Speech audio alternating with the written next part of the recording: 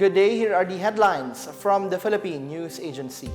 We start in Paris, where Filipino gymnast Carlos Edliel Yulo raised the Philippine flag not once but twice over the weekend. The nation is ecstatic with Yulo's win, who made history for Philippine sports after bagging his second Olympic gold in the world's most prestigious sporting tilt. President Ferdinand R. Marcos Jr. has congratulated the Filipino gymnast sensation for his historic double gold victory in the 2024 Paris Olympics.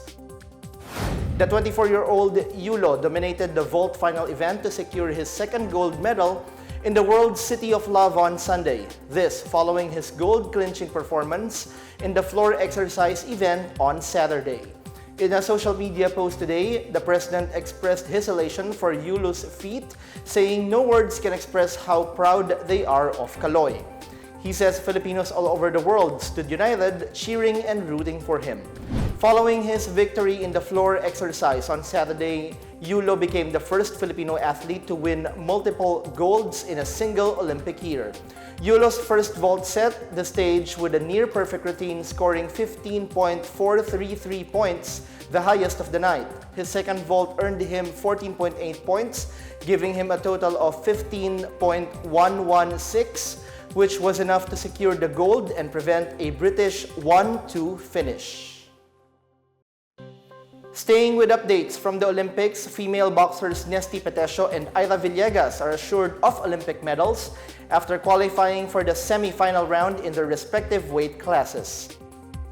Ira Villegas assures the Philippines of another medal in the Paris Games after standing the host country's Wasila Lakhadiri in a tight women's flyweight boxing quarterfinal battle early Sunday, Philippine time at the Paris North Arena.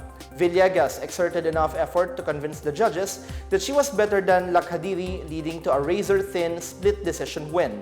3 judges scored in favor of Villegas while the other 2 scored for the French boxer. Villegas dedicated her performance to her teammates Carlo Paalam, Umir Marshall, and Herji Bakdayan, who are out of medal contention. After Carlos Yulo won 2 golds, Villegas is now guaranteed a bronze medal, but she can potentially secure a silver if she beats Turkey's Buzaynaz Kagiroglu in the semifinals at Roland Garros Stadium in Paris on Wednesday. Meanwhile, world number 2 pole vaulter EJ Obiena has the chance to secure a 5th medal for the Philippines when he competes in the men's pole vault final early Tuesday starting at around 1 a.m. Manila time. Hurdlers John Cabang and Lauren Hoffman are still in the running to qualify for the finals via the repechage. The 2024 Olympics marks the Philippines' 100th year of competing in the Games and has the potential to be the country's most successful stint ever. Several schools that were hit by the recent typhoons and the southwest monsoon are starting classes today, or a week after the opening of school year 2024-2025. The Department of Education says at least 738 schools in 4 regions could not open classes last July 29. These included schools that were used as evacuation centers and those that were hit by floods, particularly during the onslaught of Super Typhoon Karina and the enhanced southwest monsoon. Nearly 13,000 schools and 60 divisions in 10 regions were affected by the weather disturbances. However, classes in all levels in public and private schools in Malabon, Navotas, and San Jose del Monte City in Bulacan were suspended this morning due to bad weather and the Unity Walk of Transport groups supporting the public transport modernization program. Meanwhile, the Philippine National Police assures it will continue its security coverage for today's class opening. PNP spokesperson Colonel Jean Fajardo reiterates police assistance desks have been put up to assist schools and respond quickly to safety concerns. She says PNP Chief General Romel Marbil ordered to sustain police visibility not only during school opening but also in school premises. For its part, the National Capital Region Police Office has deployed almost 5,000 police officers and set up 681 police assistance desks around schools. Several transport groups staged a unity walk this morning to oppose the Senate's resolution calling for the suspension of the government's public transport modernization program. Transport groups led by AKAP-MO or Angat Kooperatiba at Korporasyon ng Alyansang Pilipino para sa Modernisasyon gathered at Welcome Rotonda in Quezon City around 6 in the morning and marched to Menjola near Malacanang. Police blocked the protesters at España Boulevard but allowed them to proceed after negotiations. Some drivers and operators launched similar strikes in San Jose del Monte in Bulacan, Antipolo and Montalban in Rizal, as well as in Caloocan and Las Piñas. AKAP-MO convener Ed Comia urged President Ferdinand R. Marcos Jr. to junk the Senate's recommendation and allow PUV modernization to move forward. Earlier, the Philippine National Police said it would provide security and dispatch vehicles to assist commuters who may be affected by the Unity Walk. PNP spokesperson Colonel Jean Fajardo says the Land Transportation Franchising and Regulatory Board or LTFRB and the Metropolitan Manila Development Authority or MMDA will also deploy free rides.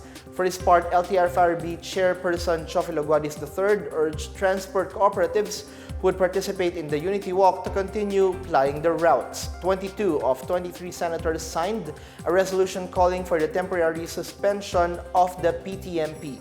Pasang Mazda President Roberto Martin has condemned the Senate resolution that seeks to suspend the implementation of the PTMP, noting that a significant chunk of the transport sector had already complied with the program. A reminder for those returning to work and school on this Monday, don't forget your umbrellas. Pag-asa says the two low-pressure areas observed in and out of the country have a slim chance of developing into tropical cyclones for now. The Weather Bureau is observing an LPA last seen 1,155 kilometers east-northeast of extreme northern Luzon and another that was spotted outside the Philippine area of responsibility. Both LPAs do not have a direct effect on any part of the country. On the other hand, heavy rains that caused floods in parts of Manila and Quezon City earlier today were caused by the southwest monsoon or habagat.